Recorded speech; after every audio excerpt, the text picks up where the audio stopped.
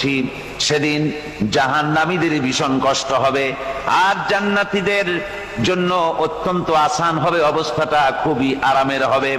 নবীজি বলেন, এক ফরজ নামাজ, এক ওয়াক্ত ফরজ নামাজ আদায় করতে যে সময়টুকুন লাগে, কিয়ামতের মাঠের এই সময় এত বড় বিরাট লম্বা সময় জান্নাতীদের জন্য এরকম হালকা হয়ে যাবে। সুবহানাল্লাহ। হযরত আবু সাঈদ খুদরী রাদিয়াল্লাহু তাআলা হাদিসখানা বর্ণনা করেছেন, এক ওয়াক্ত নামাজ, একটা ফরজ নামাজ পড়তে যতটুকুন সময় লাগে, এতটুকুন সময়ের ভেতরে জান্নাতীদের কারবার শেষ হয়ে যাবে। সুবহানাল্লাহ বিহামদি। আর ওদের কারবার তো শেষই হবে না। وَيَوْمَ تَشَقَّقُ السَّمَاءُ بِالْغَمَامِ وَنُزِّلَ الْمَلَائِكَةُ تَنزِيلًا।